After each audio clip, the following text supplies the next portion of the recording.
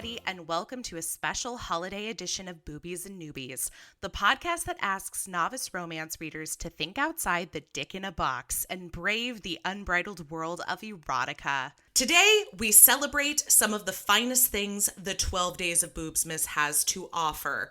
Getting drunk on whiskey with your blizzard buddy, R-rated cuddles by the fire, and of course, spending the holidays with a horde of screaming children.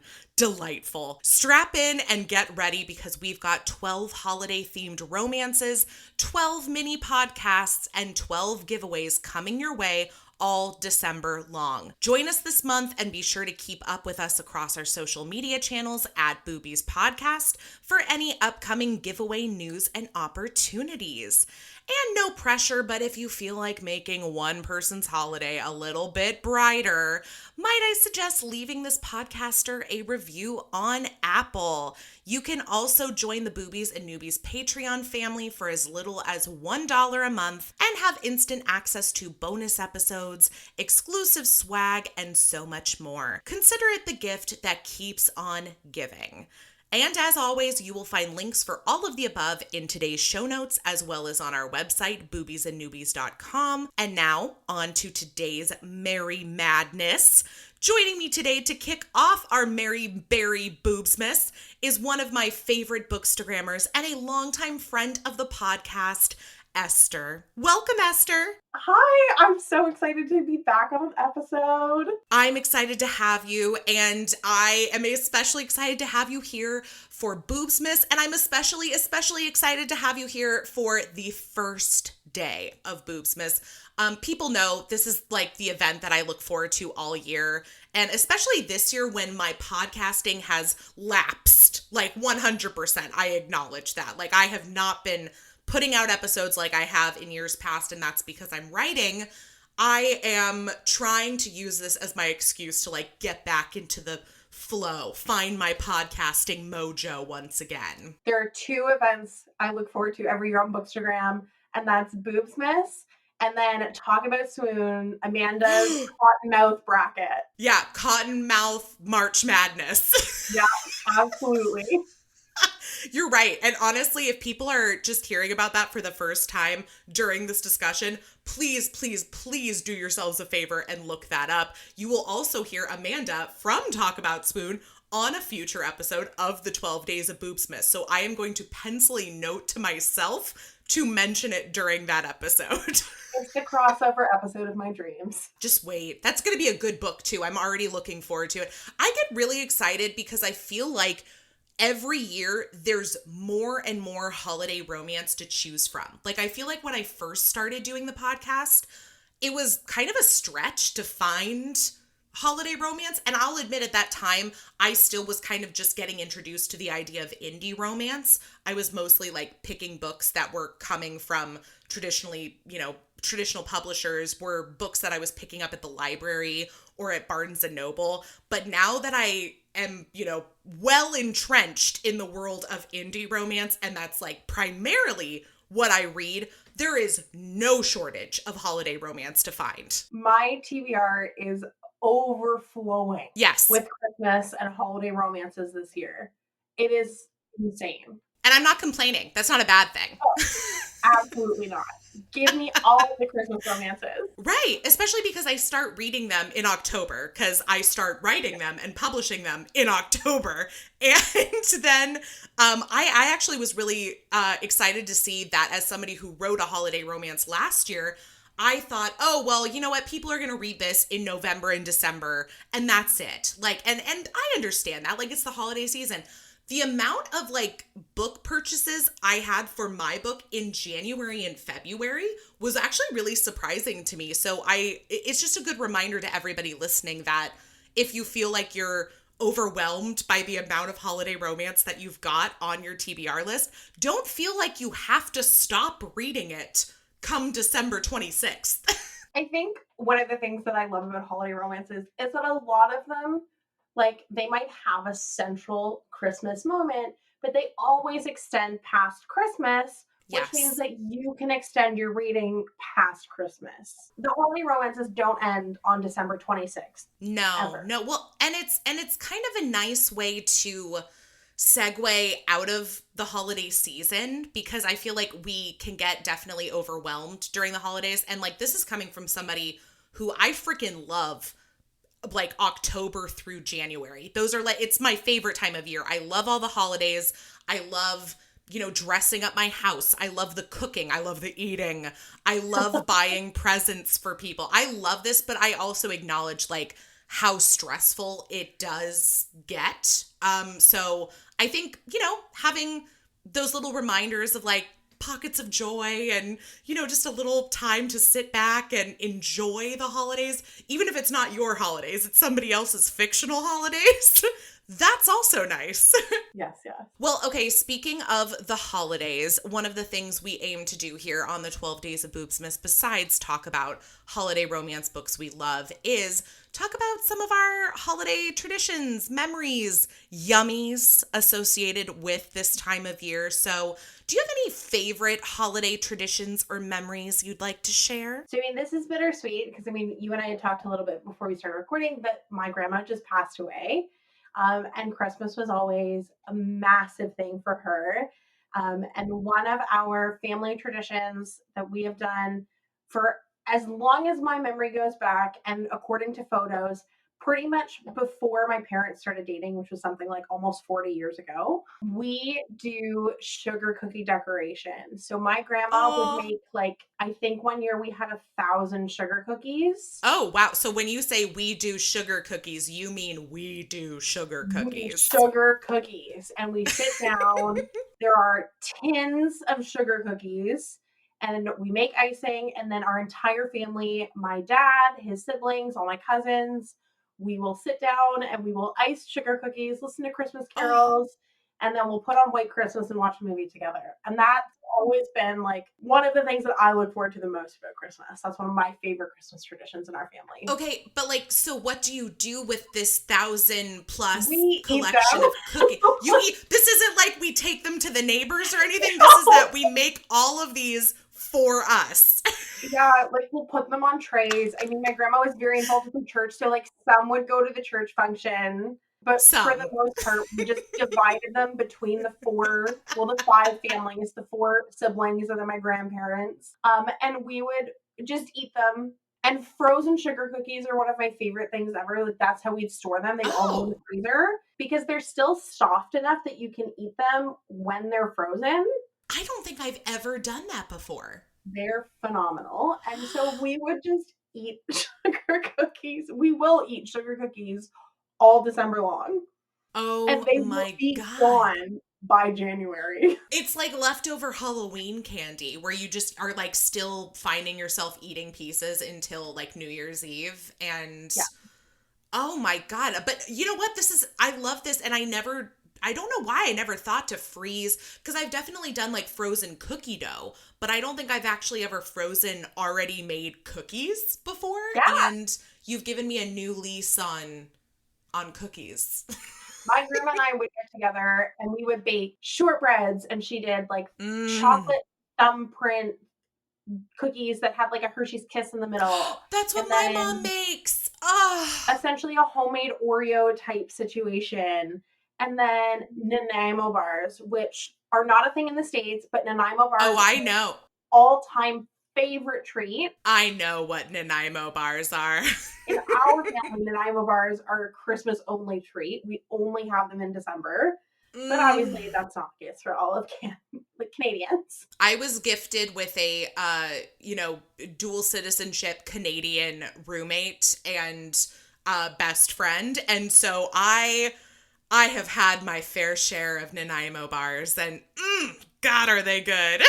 For everybody who has no idea what a Nanaimo bar is, we're sorry. A 3-layer bar, and the base is chocolate, graham cracker crumbs, and coconut.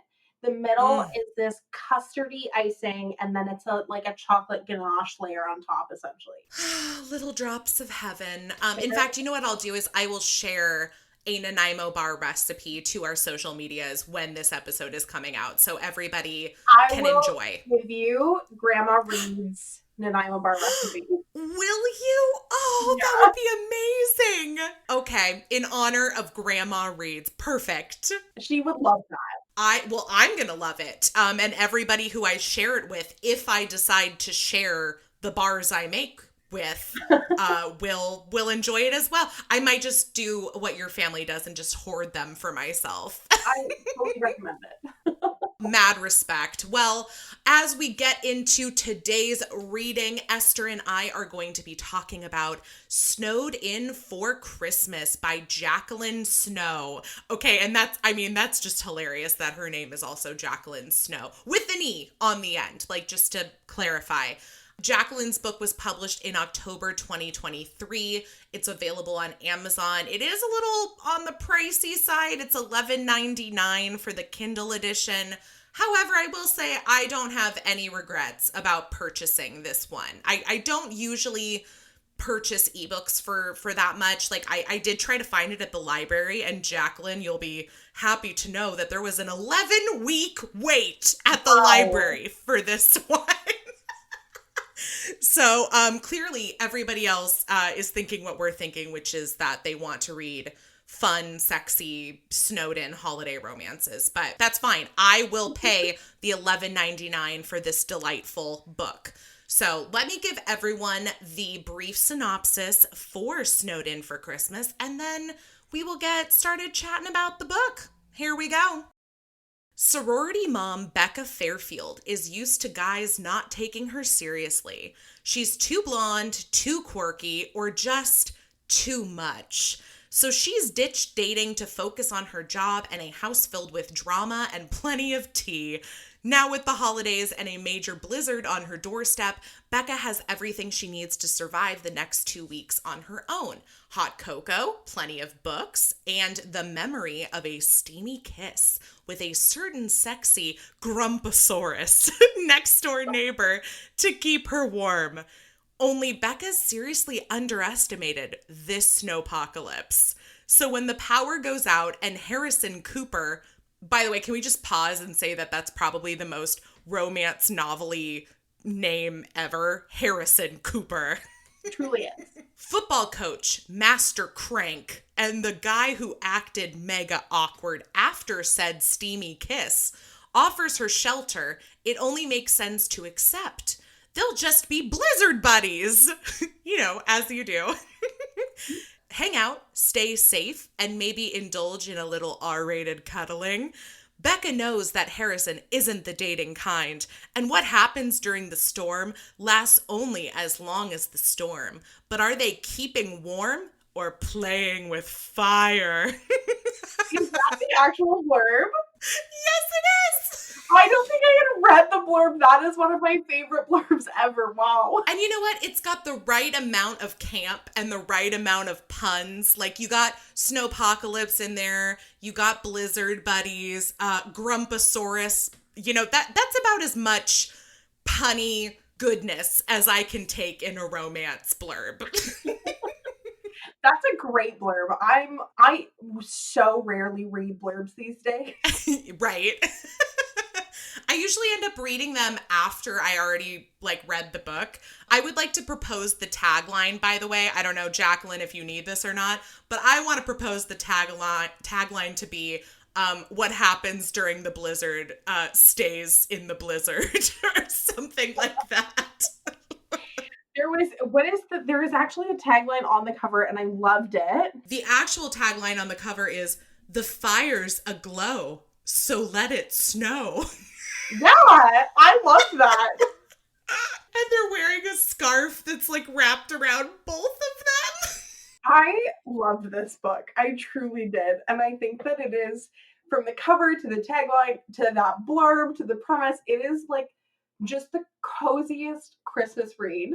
I loved it. It was very cute. And I have to say, there were a lot of things in this book that I was like, I've never read that in a romance. And anytime somebody who's been reading romance as long as we have can say, I've never read that in a romance novel, you know that there's something good happening. I did want to point out one of my favorite things, which is I always read the dedications and the acknowledgments in every book that I read.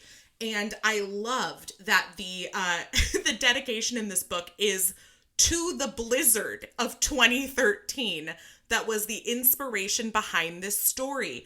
Being snowed in with my husband for an entire week ended up shaping my life in so many ways. It caused us to move to the Southwest to escape the cold, but also it's when I really discovered I wanted to be a writer. Publishing this story is a dream come true. If that's not the cutest fucking thing I've read all November, I don't know what is. And in her acknowledgments, she talks about a couple of her friends who nicknamed Harrison Hot Henley Harrison. Yes! And I was like, between the dedication and the acknowledgments, I'm like, this whole book, the book was great from start to end. Dedication to acknowledgments. It was very fun. I also, I know some people are divided on stuff like this.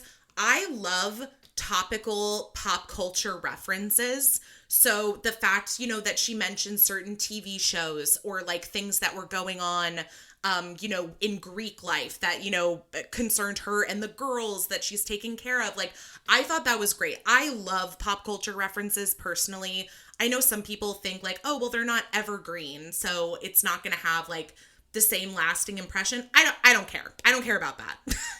If you look at the classics, they didn't really care about not like there were entire genres dedicated to things being culturally relevant at that moment. Right. And we're reading contemporary romance set in 2020s. Like there are things that like Taylor Swift is iconic. Yeah. And no one has ever stopped to go, oh, I can't put Taylor Swift in a book. Oh, what do we want in? Yeah, no, I loved it. She mentions Love It or List It. She mentions watching Hallmark Christmas movies. She mentions watching old episodes of Survivor, which I was like, oh, I get it. I worked in reality TV. I watch reality TV, like, and I will go back and watch seasons from 20 years ago and like act like, oh, this is amazing that this person won. And it's like, yeah, it was amazing in 2004. Like, and I don't care.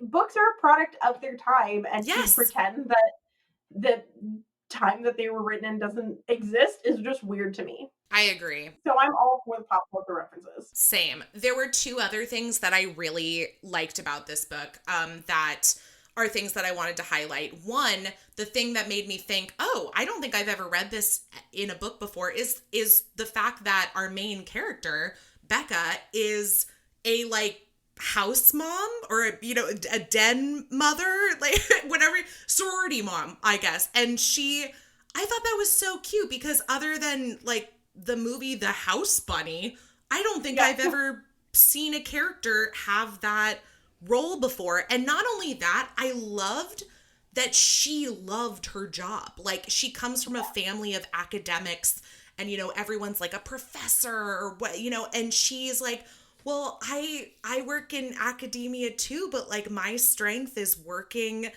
and mentoring these young girls. Like, and I love it. I love being that person for them. Do I make a lot of money? No, but I have a free place to live. I get to meet all these incredible young women and, you know, be a part of their journeys. And clearly they love her because they text her on Christmas. They all buy her Christmas presents. Like, I thought that was such a cute way, like, to introduce her character, like, especially seeing her with the girls before they go home for the holidays. I always love to see people actually doing their jobs, not just like talking about what their jobs are. And I loved this because I think that you and I have been reading romances for so long. And right. It is very rare that you come across a new profession in a romance novel. Yeah. Like, what's done is done, but this is the first one for me. And I loved it because I think that you're, like, you've hit the nail right on the head. It's not something that we see. Mm-hmm. And so many people have those types of jobs that are, like, often overlooked, but they still hold immense value to the people that they impact. Right. And I think that there are going to be people who pick this up and they're going to be like, oh, she's a sorority house mom, and they're going to put it down. But I loved it. I loved that too. It showed so much of her character, that like kind, nurturing, compassionate person. Mm-hmm. The blizzard like starts and there's a broken window in her house.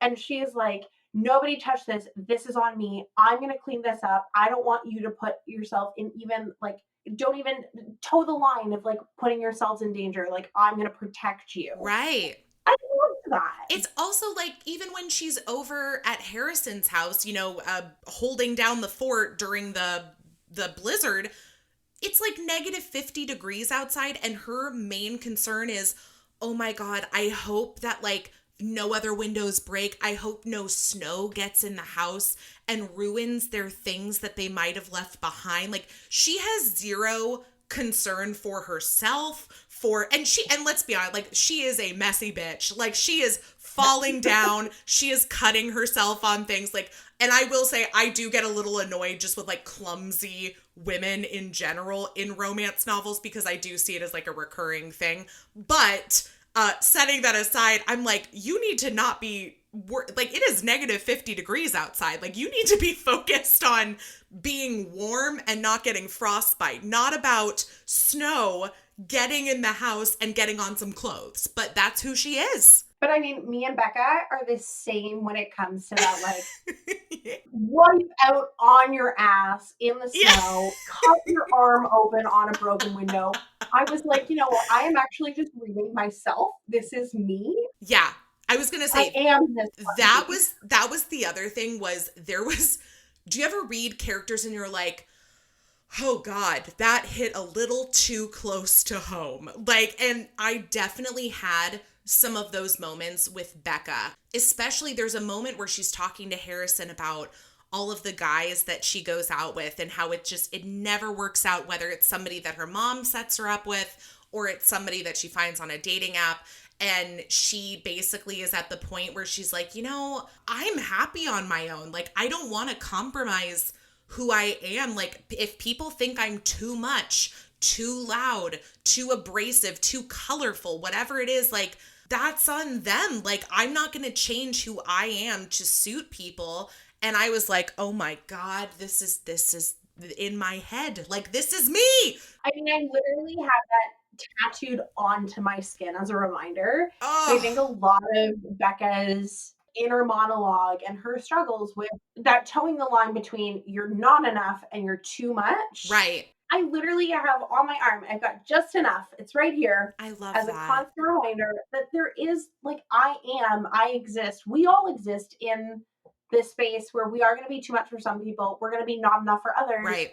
But we will always find someone who knows that we are worth exactly how much we are worth. Yeah. It goes back to that monologue from the Barbie movie where she gives that whole speech about how it's impossible to be a woman. And it's so true, and we talk about this within the world of romance all the time, that we set these super unrealistic expectations for female characters that we don't apply to male characters. And we're much more forgiving of the things that male characters say and do. But when it comes to the female characters, God forbid she be loud. God forbid she be a bitch. Whatever it might be. It just, and I think, kind of going back to her job as well, I think we're seeing this shift in romance where people are, yes, do we still love to read and write a billionaire hero? Sure. But at the same time, in a world that's so eat the rich and there's just so much inequality between like the classes, not just in America, because I know you're in Canada, but just worldwide, I think we're seeing this push for people wanting to read a lot more blue collar and pink collar jobs for our characters, and wanting to see people not have it, quote unquote, all together at 25 or even at 35.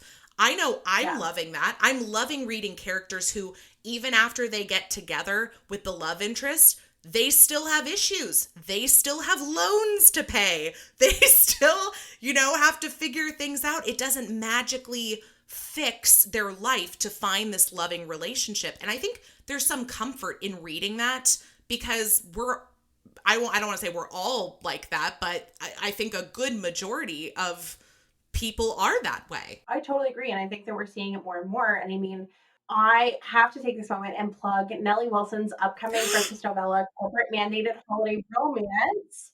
It is phenomenal. and it is an eat the rich, take down a billionaire corrupt corporation, corrupt CEO. It is between this just delightfully prickly character and then this wonderful Jewish journalist, and the two of them, it's fake dating to take down a billionaire, and it is so wonderful. And it is this breath of fresh air, and I think that when I think of Nellie's writing all of the time, because she is hitting the nail on the head with every single book. She's taking those moments that are like, yeah, you know what? I mean, you do it in your books too. Like, not all sex scenes need to end in an orgasm because that's realistic. Yeah. Like, that's life. Yeah, I think Nellie and I have very similar vibes across our writing, which is probably why I fucking love her books. And I will say, I'm very excited to read that one, and I do have it marked down as a book to spotlight on the 12 Days of Boobsmas. But this is the problem: is chaotic me, I pick all the books that I want for the 12 Days of Boobsmas back in like September or October. So all these people coming out with their surprise holiday books in like November, y'all are killing me because I want to read your books, but there's only 12 days in the 12 Days of Boobsmas. So long story short, we will be talking about Nellie's book. I have a planned post for it and everything, but we will not be talking about it on the 12 Days of Boobsmas this year, at least. No, but it is wonderful. And I mean, yes, Nellie's a good friend, and so she's great. She slipped me an arc, and it is just, it's wonderful. Everybody needs to read it. Yeah, I agree. I will be sure to leave a link, by the way, in today's show notes for everybody to, by the time this episode comes out, buy your copy. Well, I feel like we have to also mention Harrison at least a little bit. Oh my God, Harrison. What a gem. What a gem. And you know what? Here's the thing I love about holiday romances. Does this book tick off so many like things that we expect from holiday romance? Snowed in, only one bed, grumpy sunshine.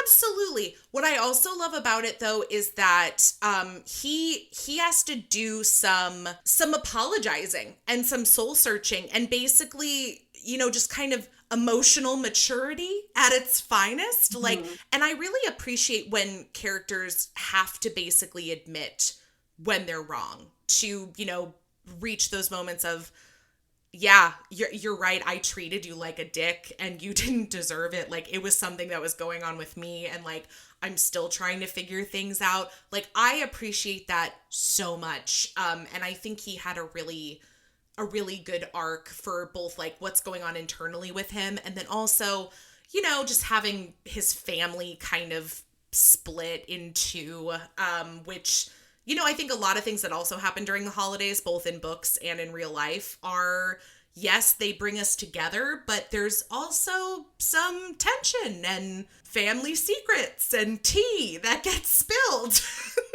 Absolutely. You are so right.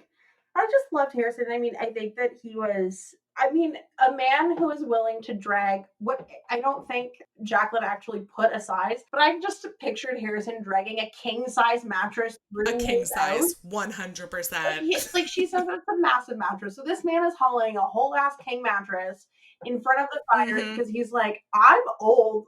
I'm not doing an air mattress. He's like, first of all, there's no power. Yeah. And he's a big dude. He's like a former football player turned coach. Like, they talk about how he's like a big guy. Yeah, he's like, mattress. We need a real mattress. Let me go grab it. And then they're cuddling together for warmth because -40 is freaking cold. Oh, man. And when you have no heat. You live in Canada, and this book takes place, I think they say it's in like Illinois, it's in like central Illinois, and I lived in Chicago for a couple of winters, and I'm sure there's going to be some people reading this where they're like, -60 wind chill? No, that's not real. And I was like, oh yeah, no, that's like a Tuesday in February. Like, I was picking out, I needed to buy a new winter coat this year, and I'm like looking at a couple, and I'm like, is this -30 rating going to be substantial enough? Like, do I need to go for the -40 rating?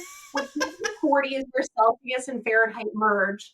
So I'm like, is -30 like really, is it going to be really warm enough? Is that enough? It is a very realistic thing that most of us Yes. have to like actually like, and the wind chill that is so cool, the glass is shattering, 100% realistic. Oh, Like yeah. it is. In fact, a few years ago, before I moved to Portland, I was living in Minneapolis, St. Paul area in Minnesota, and oh my God, this will haunt me forever. When I was driving across the country there with my friend, we got hit by a small rock on the windshield. And so it just nicked the windshield, like, and I didn't really think anything of it. Like, it was like a small little nick, and I was like, is this something that maybe I'll replace down the road? Sure. But like, it's not in the way. There's no cracking. Like, it's fine.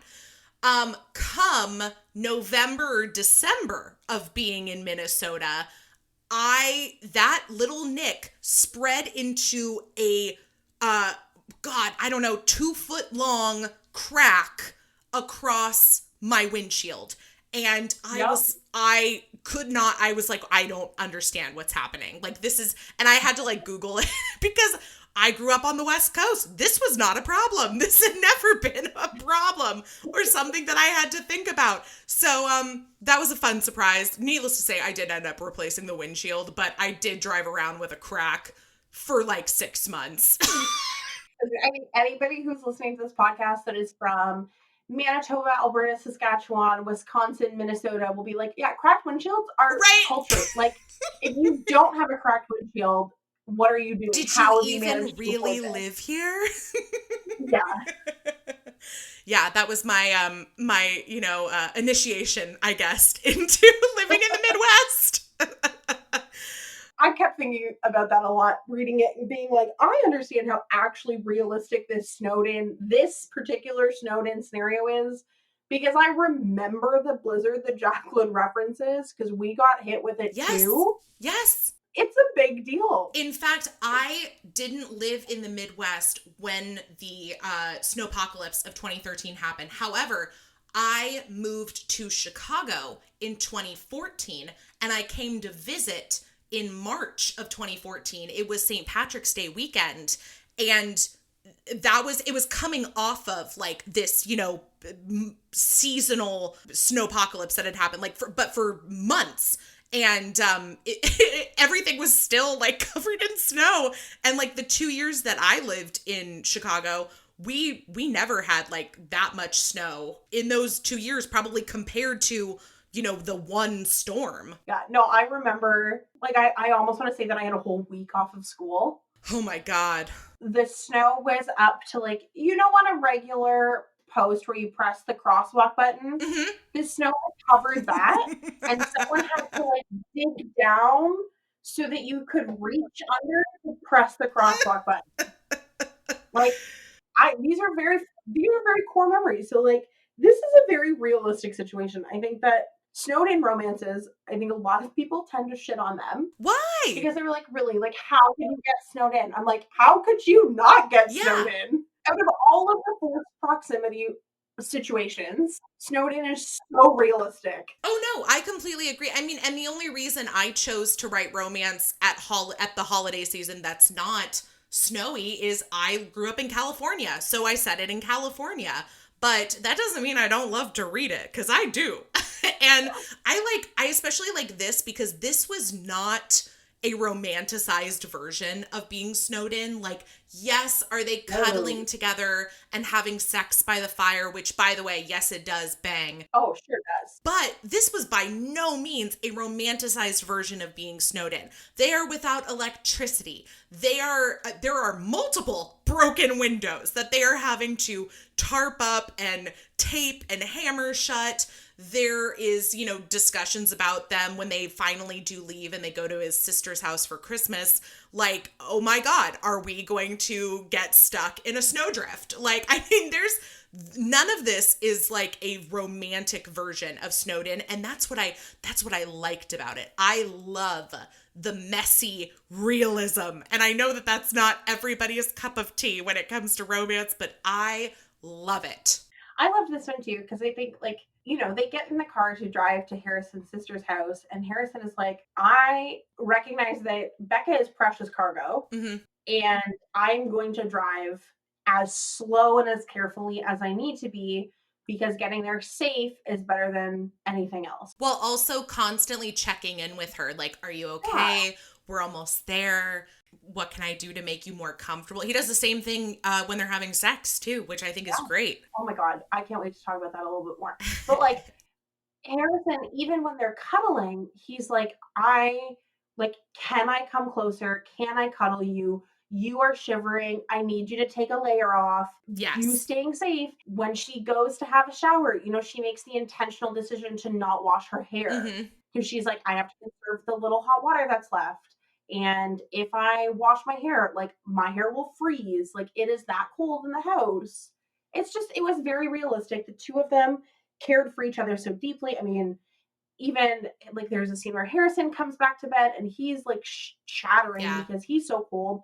And Becca's like, oh my God, like get your shoes off. Like you need to take your shoes off. Like take a layer off. Like get warm. You will need to be warm. I know. And it's not, they have sexual cuddling, but also they have cuddling that is like genuinely like, I need you to stay alive. Please stay alive. And they had a date a couple years prior, and like it's clear that there's been like some unresolved sexual tension between them. So it's also not like I'm snowed in with a stranger. It's I'm snowed in with somebody that like we had something when we went on a date a couple years ago that just was never fully explored. And then they end up exploring it, which is great. So I think that's another thing that in my mind, I'm like, when I'm thinking romance snowed in with a stranger, I'm thinking, oh, he's a serial killer, obviously. But in this case, I'm like, oh, okay, this is like somebody that like she's had encounters with, that she has thought about, that they did have this fantastic date with. So the part of realistic Kelly side of the brain was well soothed with that. But well, back to the sexiness.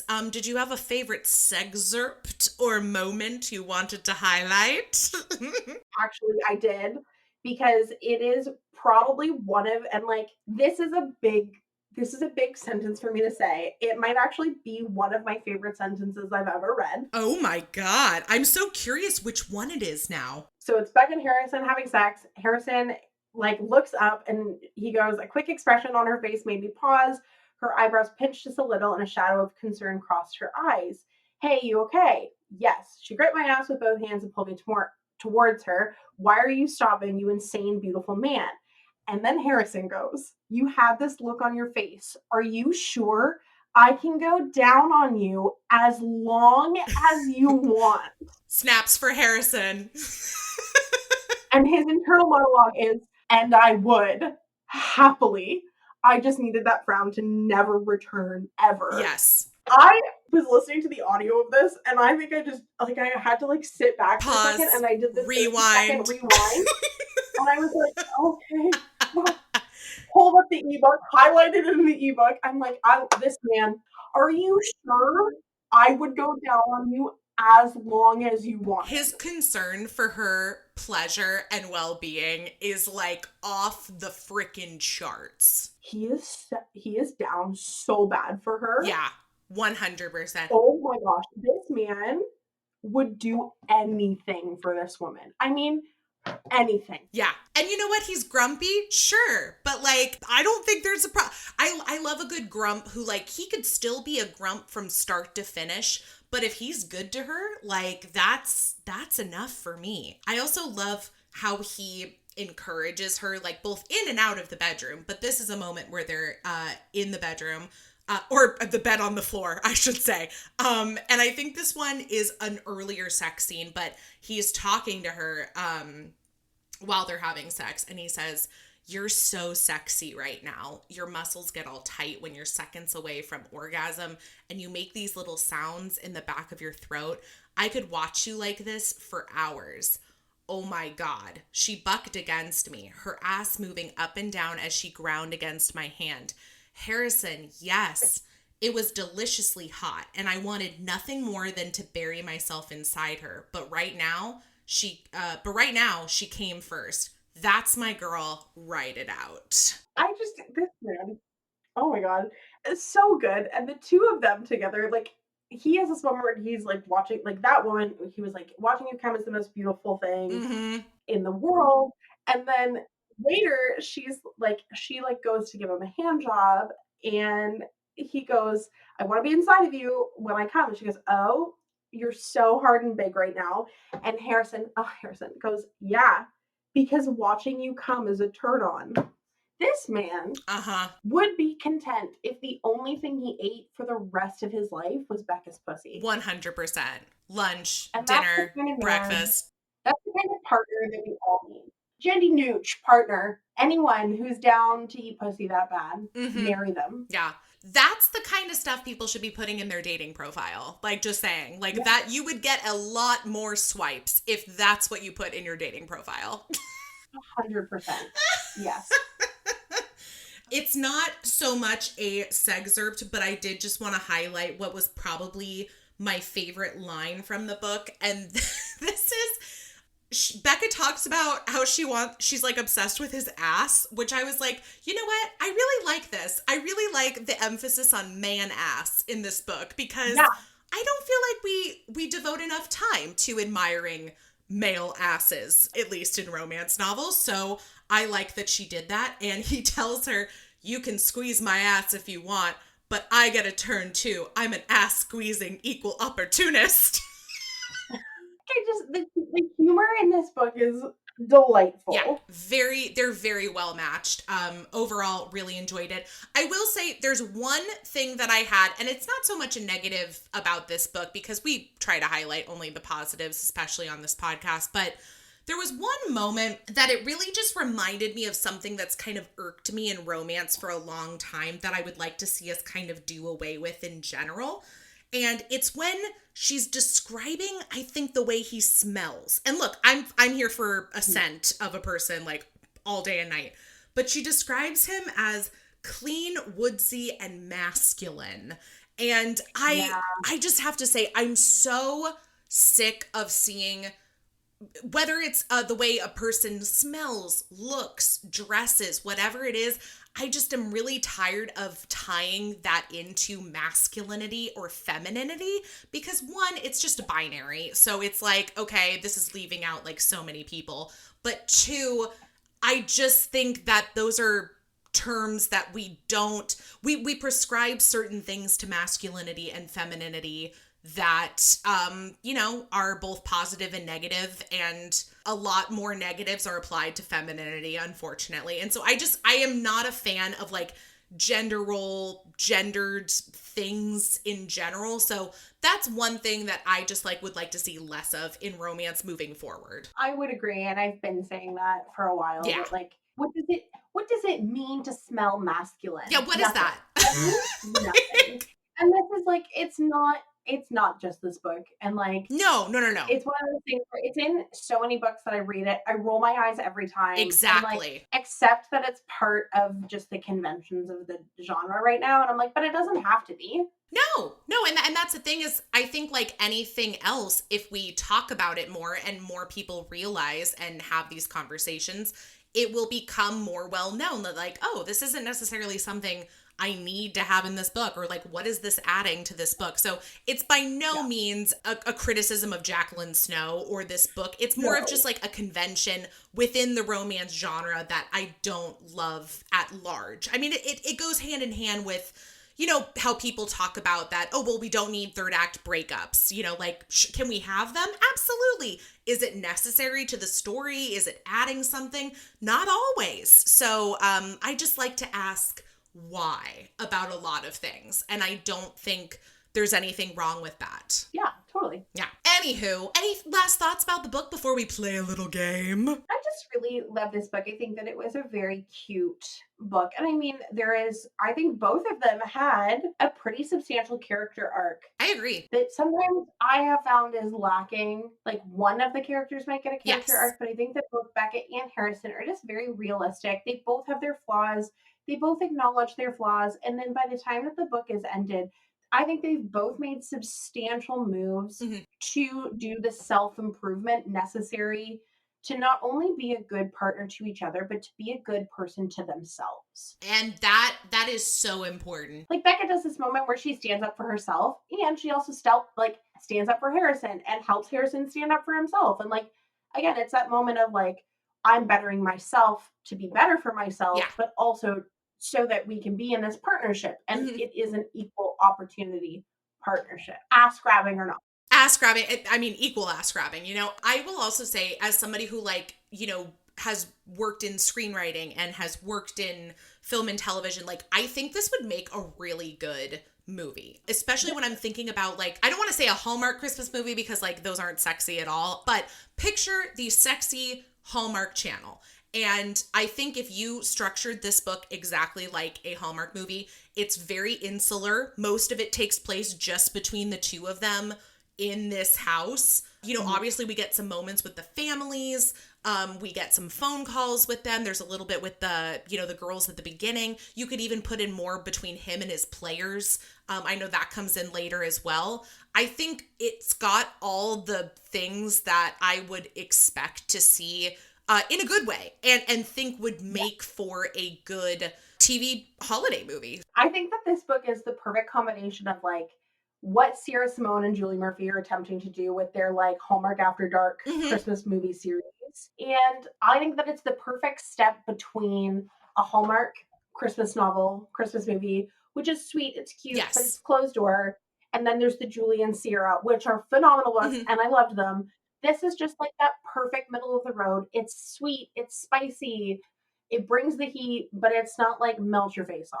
I just really loved it. I agree. Well, with that being said, we're going to wrap things up by playing a round of tit or tat, which is really just the boobiesified version of this or that. However, all of the things on this list come from the book. So if any of these sound like your kind of jam while you're listening, one more reason to read this book, as if we haven't given you like 30 reasons to do it already. So, all right, we're going to kick it off with HGTV or Hallmark Channel. Ooh. I mean, you can't go wrong. Hallmark is November and December, but HGTV is an all year year. round. Yeah. Mm-hmm. Yeah. I agree.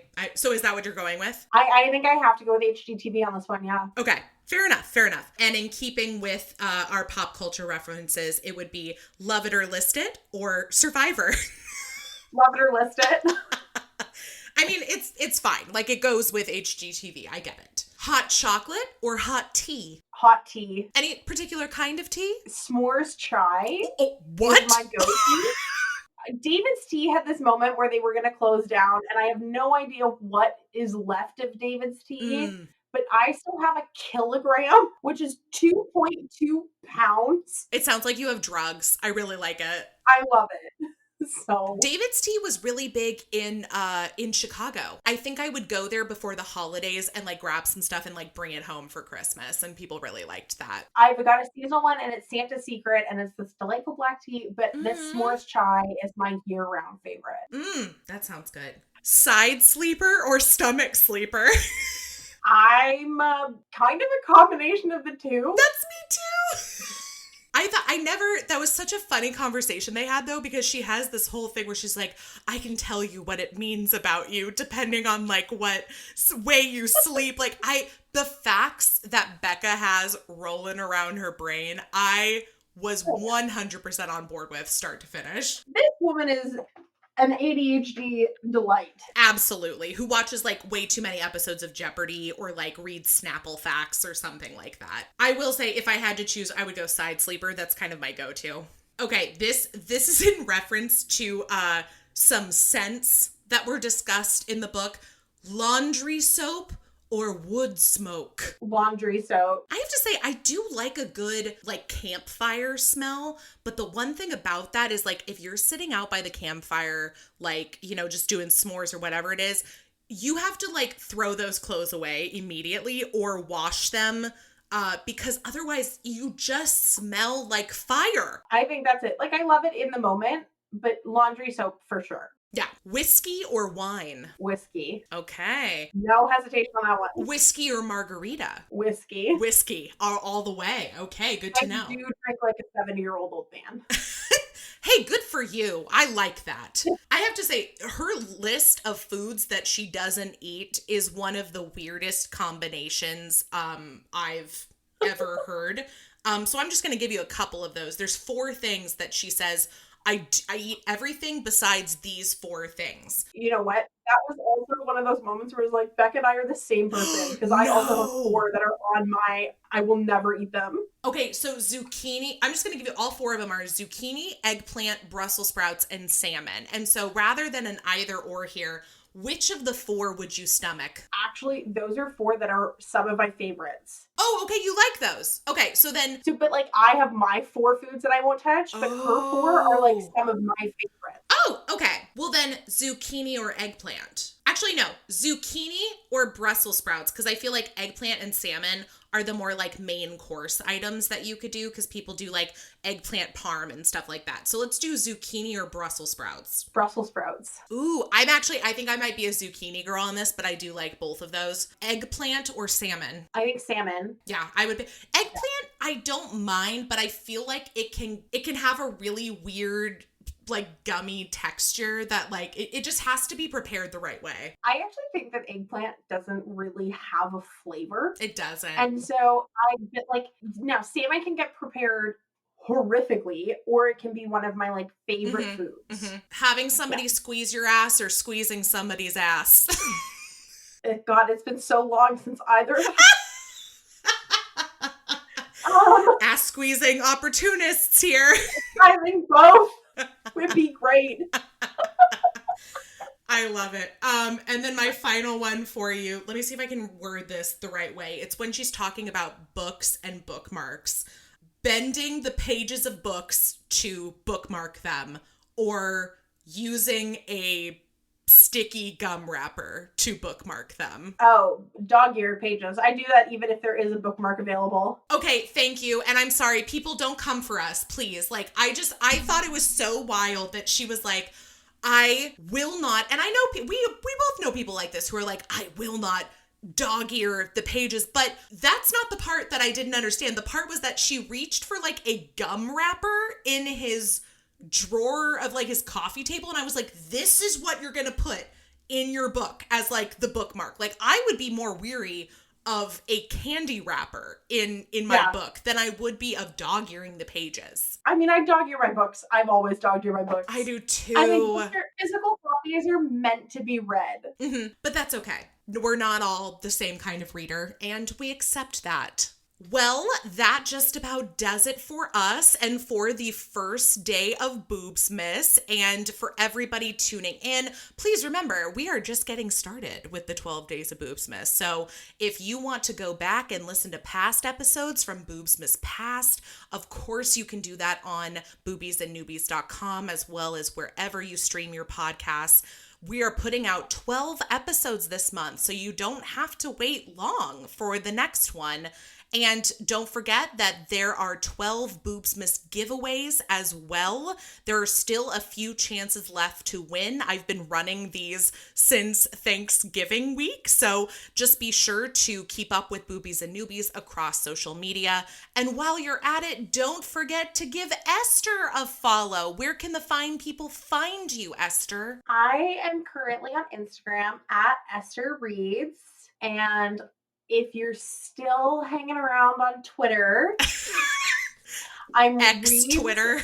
I'm Reads_Esther over there. The real gift that I would like for Christmas is for Twitter to go back to being Twitter. Or to just be done with it once and for all. Yeah, I that's a really sad one for me. That was like one of my favorite platforms way back when. But you know what? On to the next, I say. And with that, Esther, thank you so much for joining me for the 12 Days of Boobsmas. It's been a delight. And I will be sure to share Grandma's Nanaimo bar recipe with everybody else. Thank you so much for having me. This is such a blast. I love chatting with you about books. Oh, it's always a joy. You're always welcome back as well. And in the meantime, we'll wrap it up with this. On the first day of Boobsmas, my lover gave to me a hot hookup underneath the tree. Merry Boobsmas, everyone, and to all a good night. On the first day of Boobsmas, my lover gave to me a hot hookup underneath the tree.